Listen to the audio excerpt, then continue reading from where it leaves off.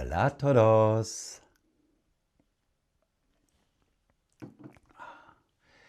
Willkommen zu einer weiteren Folge von Mattes Mate Mission Uruguay ein Wild. Schön, dass ihr wieder dabei seid. Dem aufmerksamen Zuschauer wird es bereits in der letzten Folge aufgefallen sein. Ich habe eine neue Kalabasse. Außerdem neu, meine Frau hat mir ein paar Steine bemalt. Sehr schön. Macht's hier gleich viel wohnlicher. Ja, erstmal ein Hinweis in eigener Sache. Falls ihr das hier vor September 2025 seht und Reisetipps für uns habt, her damit! In den Folgen Erkundungsreise Uruguay Teil 1 bis 4 stellen wir euch unsere jetzigen Reisepläne für September und Oktober 2025 vor. Die Links zu allen 4 Folgen findet ihr in der Beschreibung. Vielen Dank! Wie angekündigt nehmen wir uns in dieser Folge das Thema Rente im Ausland, speziell natürlich in Uruguay vor. Ein wichtiger Punkt auf unserer Mindmap. Essentiell für unsere Pläne.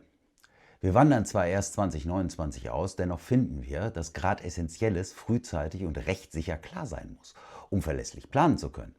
Außerdem sind 4 Jahre schneller vorbei, als man denkt. Ja, also hier unsere Rentencheckliste. Los geht's! Die allerwichtigste Frage zuerst. Erhalte ich meine deutsche Rente auch in Uruguay? Ich meine, klingt banal, ist für uns aber super wichtig, diese verbindlich zu sichern. Überweist denn die deutsche Rentenversicherung unsere Rente nach Uruguay?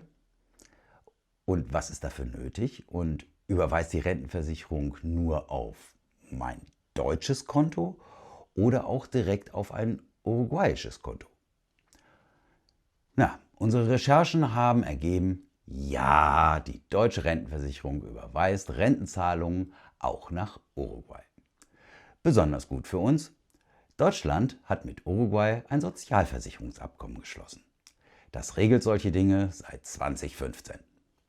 Die Rente kann ins Ausland gezahlt werden und zwar ohne Einschränkung.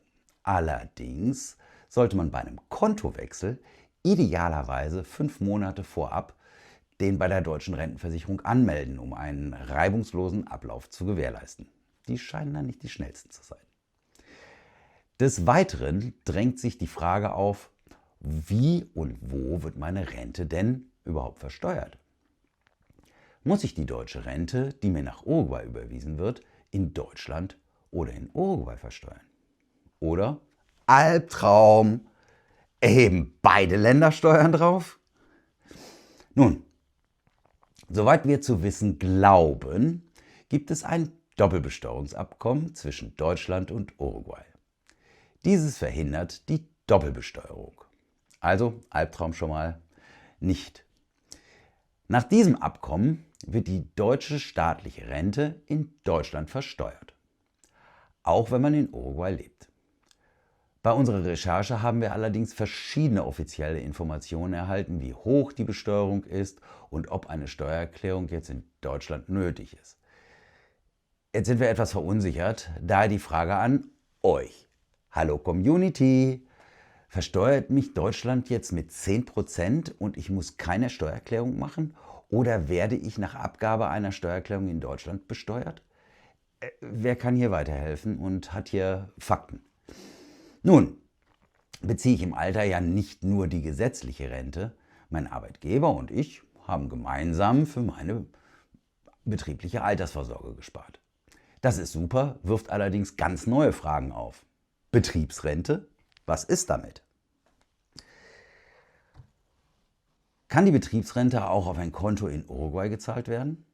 Wo und wie wird dann diese Rente versteuert? Wieder in Deutschland?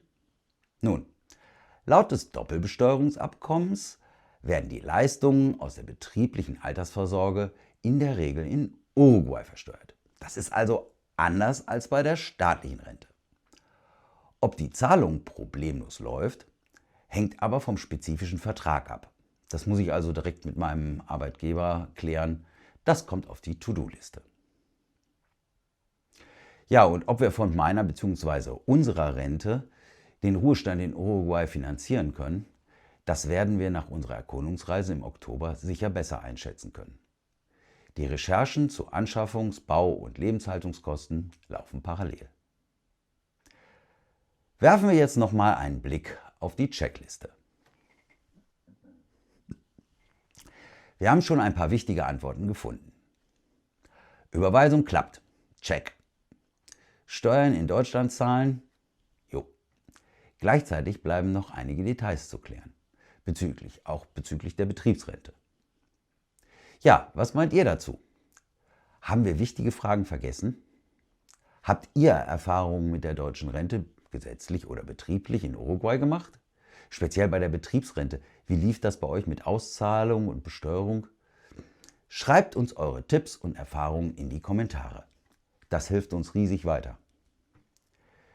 Ja, um dabei bleiben und zu erfahren, wie wir unsere nächste Checkliste abarbeiten, Abo nicht vergessen und die Glocke aktivieren. In der nächsten Folge widmen wir uns den Fragen zur Krankenversicherung im Ausland. Natürlich mit dem Fokus auf Uruguay.